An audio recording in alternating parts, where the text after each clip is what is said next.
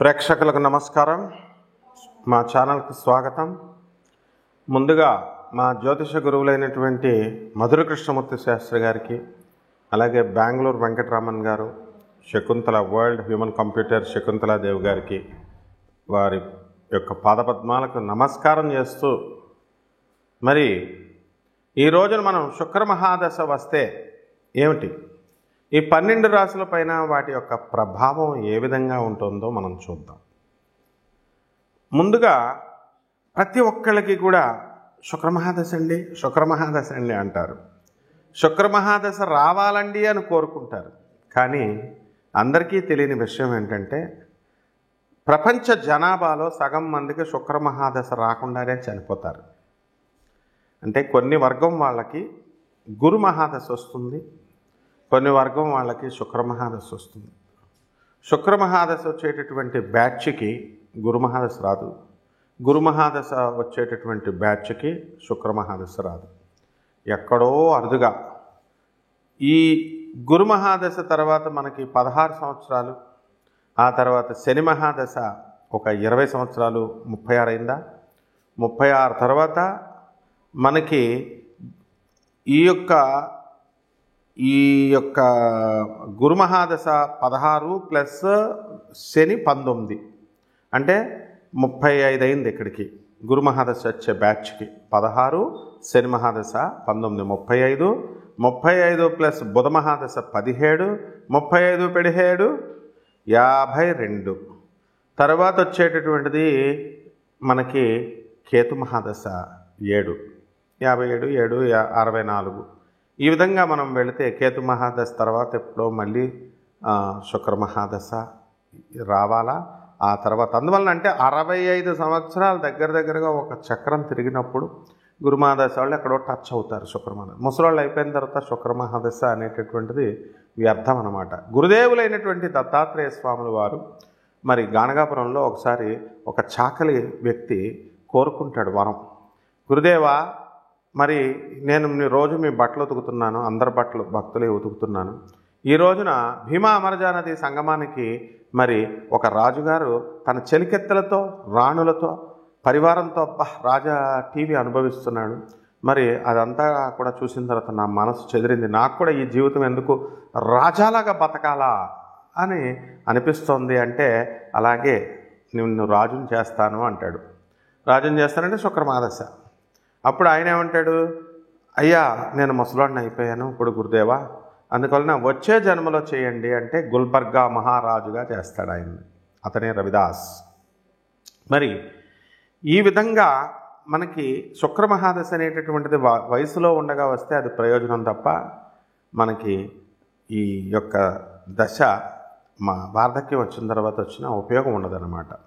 శుక్రమహాదశల్లో కేవలం మళ్ళీ రకాలు ఉంటాయి. మనకి స్వయంగా శుక్రమహాదశ వచ్చినప్పుడు మనం ఎదుగుదల, అలాగే మన యొక్క పిల్లలకి, మన ఇంట్లో ఉన్నటువంటి వాళ్ళకి ఎవరికి వచ్చినా సరే శుక్రమహాదశ వచ్చినప్పుడు వాళ్ళ జాతక ప్రభావం వలన మనం కూడా ఎదిగిపోతాం అన్నమాట. అంటే వాళ్ళు పాపం వాళ్ళ యొక్క 20 సంవత్సరాల కాలం మన దగ్గర ఉంటారు కాబట్టి వాళ్ళకి రావలసినటువంటి రాజమర్యాదలు కానీ, గౌరవం కానీ, లేకపోతే ధనం కానీ, మరి ఈ వైభోగం అంతా కూడా మనకి ఇక్కడే ఖర్చు అయిపోతుంది. తల్లిదండ్రులకు ఇచ్చేస్తాడు వాడు పిల్లడు. అందువల్లనే పిల్లల వల్ల తల్లిదండ్రులు డెవలప్ అవుతారు అంటాం. కాబట్టి ఈ శుక్రమహాదశలో అసలు ఏం జరుగుద్దండి అంటే అద్భుతాలు జరుగుతాయి. శుక్రుడు అంటే ఈ ప్రాపంచికమైనటువంటి సుఖాలు ఇచ్చేటటువంటి వాడు. మీకు 1కి 2-3 కొత్త కార్లు కొంటారు. ఒక్కొక్కరికి కార్లు అమ్మేసేటటువంటి లక్షణాలు ఉంటాయి. వెంటనే కొంటారు, 6 నెలలు ఎంజాయ్ చేస్తారు, తర్వాత మళ్ళీ కారు మార్చేస్తారు. ఇల్లులు, విల్లాలు, బంగళాలు, ఆ తర్వాత ఈ యొక్క స్త్రీలు, మందు, తర్వాత ఈ యొక్క మృష్టాన్న భోజనాలు, ఎవరికి ఇష్టమైనటువంటి నాన్ వెజిటేరియన్ ఫుడ్డులు, ఇలా బ్రాహ్మణులు అయితే నాన్ వెజిటేరియన్ కాకుండా మృష్టాన్న భోజనాలు. ఈ విధంగా శుక్రుడు ఏం చేస్తాడంటే పిల్ల పాపలతో, భార్యలతో, రాణులతో రాజవైభోగాలు ఇస్తాడు. అటువంటి శుక్రమహాదశ మీకు కావాలా వద్దా? కావాలి అనుకుంటే కొన్ని చిట్కాలు ఉంటాయి. అసలు మన వ్యక్తిగత జాతక చక్రంలో అసలు ఆ శుక్రమహాదశ మనకు తగులుతుందా? ఆ శుక్రుడు మనకి ఎంత బలంగా ఉన్నాడు? ఆ శుక్రుడు ఒకవేళ బలంగా ఉన్నా సరే అది ఎప్పుడు మనకి వికసిస్తుంది ఆ జాతకంలో, ఎప్పుడు మనం ఆ యోగాలను మనం అనుభవించగలుగుతాము, ఇలాంటి విషయాలన్నిటికీ కూడా మనం జ్యోతిష్కుల యొక్క అవసరం ఖచ్చితంగా ఉందన్నమాట. అంతేకాని యూట్యూబుల్లో చెప్పే వాటిని బట్టి లేదా పుస్తకాల్లో మిడిమిడి జ్ఞానంతో బట్టి మేమంతా కూడా శుక్రమాదశ వచ్చేస్తుందండి, మాకు ఈ నక్షత్రం అండి, మాది కుంభరాశి అండి, మాది శతభిష నక్షత్రం అండి గురువుగారు, 3వ పాదం అండి, లగ్నం మాకు వృశ్చిక లగ్నం అండి, మాకు శుక్రమాదశ 1992లో వచ్చేస్తుందండి. ఏమిటిది? గురువు దగ్గరికి వచ్చేటటువంటి పద్ధతి అదేనా? మీరు ఎలా రావాలా? అయ్యా నేను ఈ ప్రాబ్లంలో ఉన్నాను, నేను ఈ చిక్కులో ఉన్నాను, మరి అటువంటి ప్రాబ్లం నుంచి నాకు విముక్తి చేయడానికి నాకు దారి చూపించండి అని రావాలా.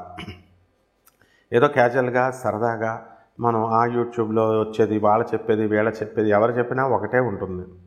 అలా కాకుండా మీరు చూసుకుంటూ ఉంటే జ్యోతిష్యాన్ని నవ్వుల పాలు కనుక చేసినట్లయితే మీ జీవితమే నవ్వుల పాలు అవుతుంది. నవ్వులాటక జ్యోతిష్యం కాదు, it's a very serious mission. అందువలన ఇందులో చాలా జాగ్రత్తగా మనము ఈ శుక్ర మహాదశ మనకి ఎప్పుడు వస్తుంది, మనకి శుక్రుడు రివర్స్ ఫలితాలు కూడా ఇస్తాడు. ఇప్పుడు భార్య అనేటటువంటి ఆమె మరి సుఖాన్ని ఇస్తుంది, నీ ఇంటిని నిర్మాణం చేస్తుంది, నిన్ను గౌరవిస్తుంది, తన జీవితాన్ని అంకితం చేస్తుంది, తన తల్లిదండ్రులని ఫ్యామిలీని వదిలేసి నీ దగ్గరకు వస్తుంది. మరి నువ్వు కనుక సరిగ్గా ట్రీట్మెంట్ చేయకపోతే ఆమె బాధపడుతుంది. కొంతమంది మరి పెద్దల ఇంటర్ఫియరెన్స్ అనవసరంగా వీళ్ళిద్దరి మధ్య ఉన్నటువంటి గ్యాప్ని పెంచేసి వాళ్ళిద్దరు కూడా డైవర్స్ కారణాలు అవుతున్నారు.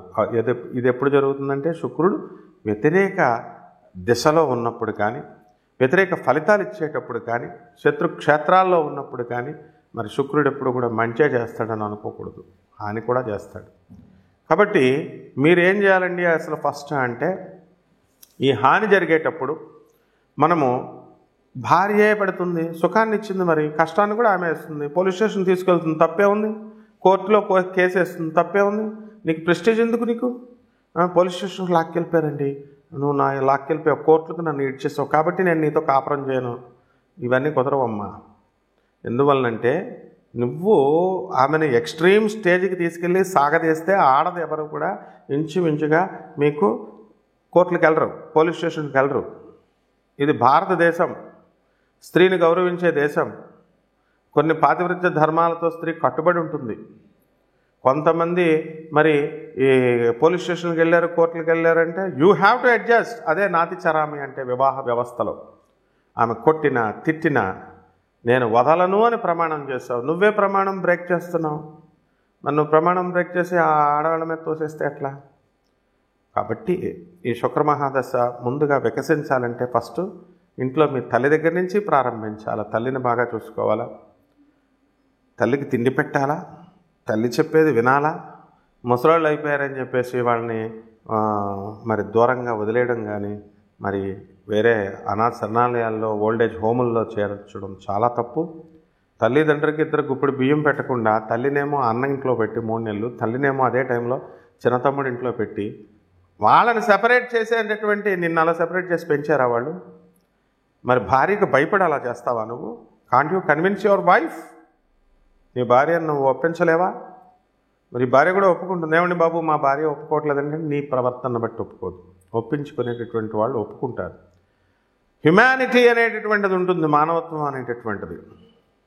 కాబట్టి మీరంతా కూడా ఈ శుక్ర మహాదశ రావాలంటే ప్రారంభం తల్లి నుంచి గౌరవించాలా, తర్వాత నీ భార్యను గౌరవించాలా, తర్వాత నీ ఇంట్లో ఆడపిల్లల్ని, నీకు పుట్టిన పిల్లల్ని గమనించాలా, గౌరవించాలా.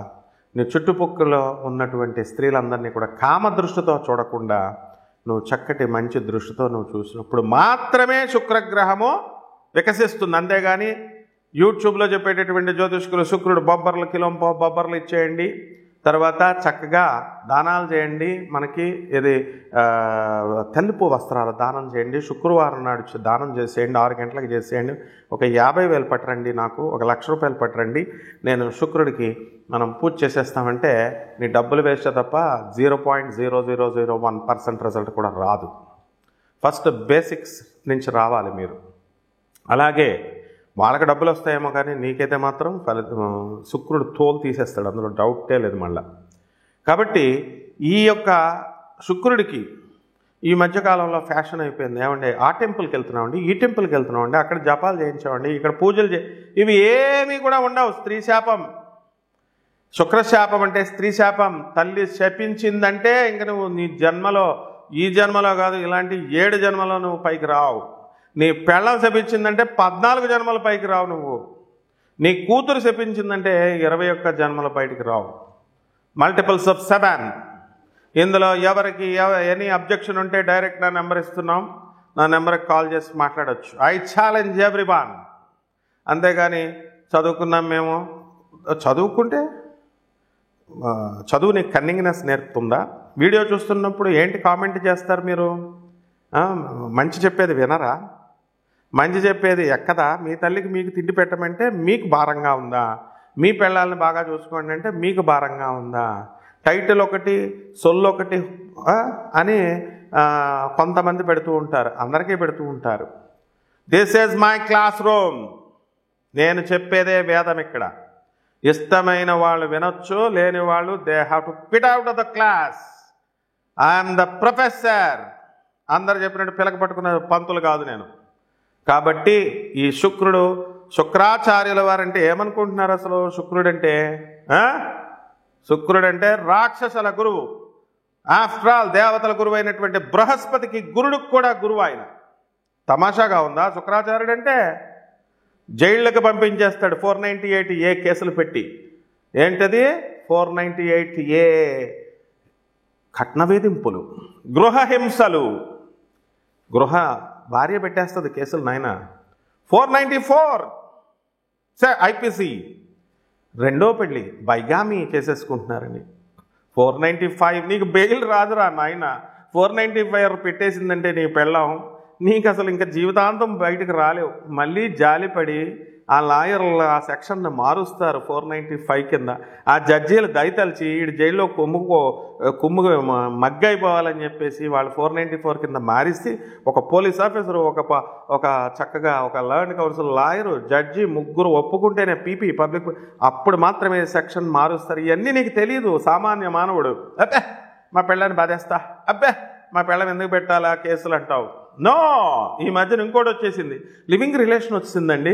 సుప్రీంకోర్టు 498 కేసులో అసలు కేసులు లేవండి, కేసులు తీసుకోవట్లేదండి. నీకు ఏం తెలుసు నాయన? డీసీపీ పర్మిషన్ ఉండి డీసీపీ అబ్జర్వేషన్లో ఉన్నప్పుడు మాత్రమే నీ మీద కేసు, నీ ఒక్కడి మీదే ఉంచి నీ భార్యని, నీ తల్లిని, నీ తండ్రిని, నీ చెల్లెల మీద, నీ తమ్ముళ్ళ మీద పెట్టిన కేసు పక్కకు జరిపిస్తారు నాయన. ఇవన్నీ ఉంటాయి. ఇవన్నీ ఏం లేకుండా ఉత్తి కామెంట్ పెడితే, నా మీద కామెంట్ పెడితే నేనేం చేస్తాను తెలుసా? క్రిమినల్ నోటీస్ పంపించేస్తాం కదా. నా పుట్టలో నువ్వు వేలు పెడితే నేను కొట్టనా చెప్పు? ఫ్రీగా వచ్చిన వీడియో వినొచ్చు కదా, నువ్వు నేర్చుకోవచ్చు కదా, నీకు మంచిగా కదా చెప్తున్నావు. కాబట్టి శుక్రమహాదశ రావాలంటే ఇవన్నీ ఫాలో అవ్వాలా. నీకు 20 సంవత్సరాలు చదువు వచ్చిందంటే చిన్నప్పుడు ఎల్కేజీ నుంచి నీకు టీచర్లు, స్కూల్ వాళ్ళు ఏం చెప్పారో ఆ డ్రెస్ వేసుకొని, ఆ బెల్ట్ పెట్టుకొని, ఆ రూల్స్ విన్నప్పుడు మాత్రమే నీకు డిగ్రీ వచ్చింది. ఇప్పుడు ఐఎమ్ బీటెక్, ఐఎమ్ ఎంఎస్ అంటే కుదరదమ్మా.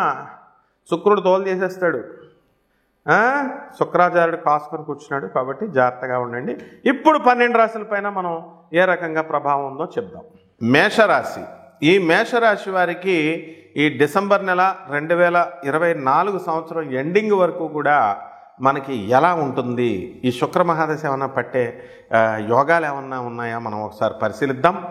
మేషరాశి వారికి మనకి గురుడు ధనస్థానంలో ఉన్నాడు. ఎబ్బడి డబ్బు వస్తుంది, ఏం భయపడాల్సిన పని లేదు.